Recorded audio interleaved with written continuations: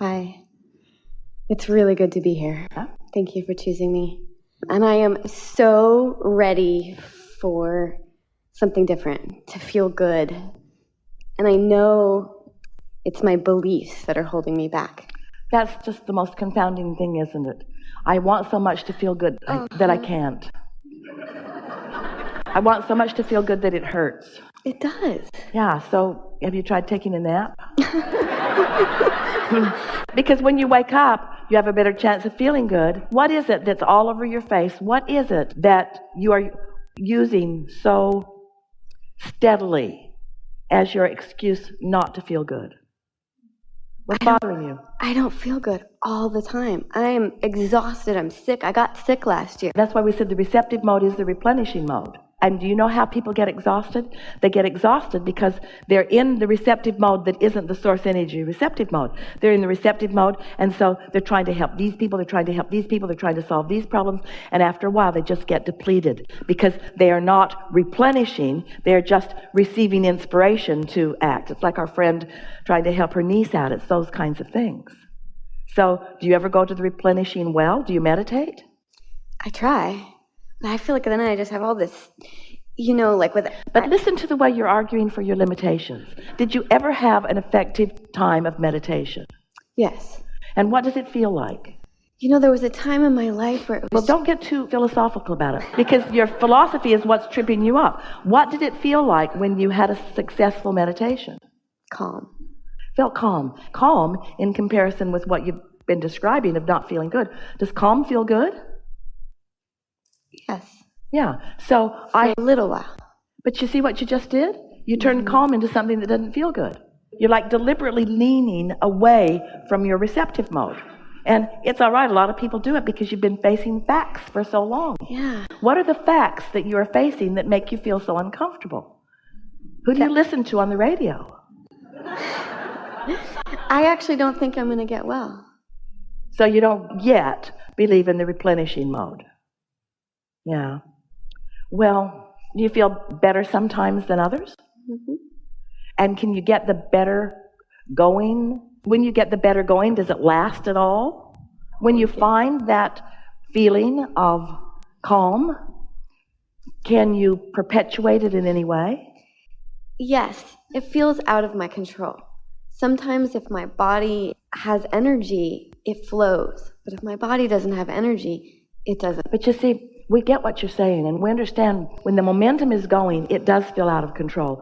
You've been listening to us, and you've heard the analogy that we offer endlessly about being at the bottom of the hill trying to stop the car, rather than just stepping out in front of it when it first starts to roll down the hill. So momentum is really what you're talking about here. So you got to get out ahead of it. That's why we explain that when you first wake up in the morning, there's less of that momentum going because it stopped while you were sleeping. And so you have the better chance of finding something that feels good. Yeah, that's the best part of the day. Are there any subjects or conversations that you focus upon that when you focus upon them, you feel better? The next positive thought that I've been reaching for is it's okay. And then where does that lead? It's okay right now. I'm okay right now. Yeah. And then where does that lead? I can string some moments of okayness together and I can feel okay. And how about I have felt okay and I felt not okay and I keep feeling okay. So I guess it doesn't matter if I feel not okay because I can feel okay again. So this is evidence of it feeling better. So what is the distress that you are predominantly feeling? Describe it to us. That because I have no energy, I won't be able to continue in my purpose, my life, my relationship. All right, so then energy is the frequency of money. It's money. Money is nothing. My energy is what I can produce. All right, so if you listen to us long enough to accept the premise that there is a never-ending stream of that energy, and so have you come to the conclusion that there is energy, but for some reason you're just not able to tap into it? Yes. And have you also followed us when we say that you know when you're not tapping into it because you feel negative emotion, and you know when you are tapping into it because you feel positive emotion?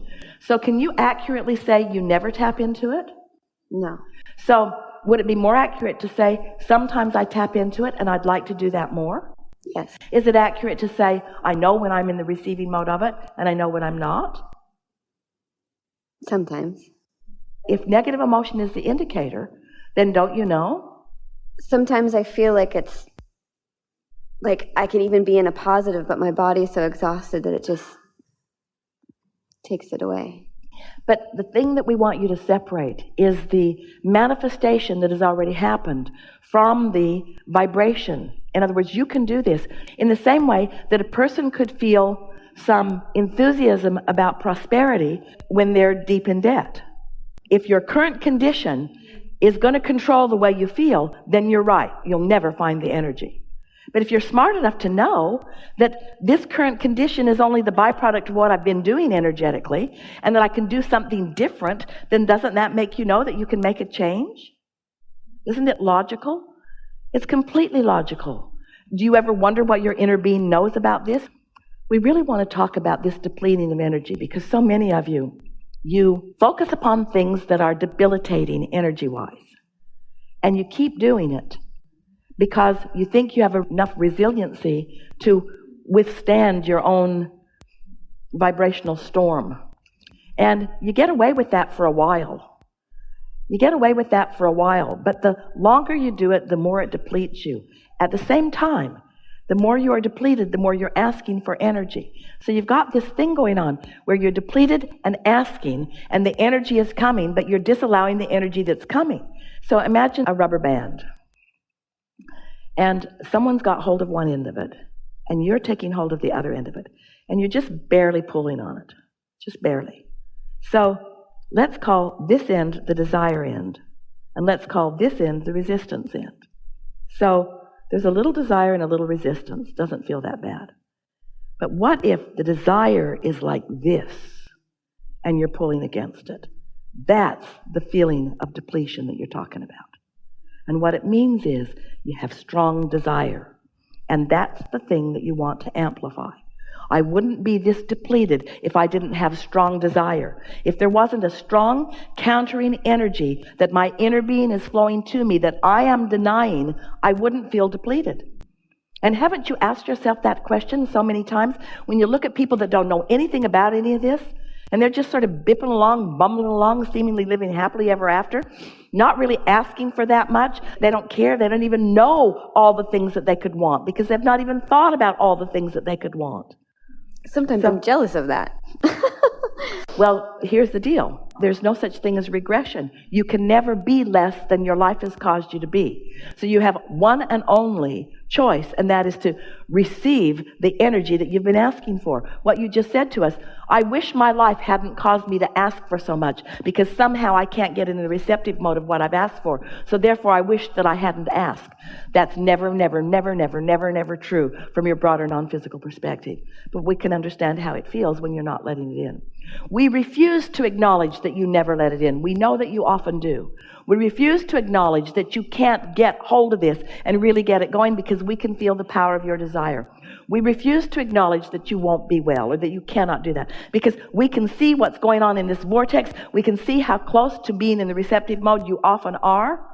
And we are really not interested in being a sounding board that perpetuates your statements that are working against you.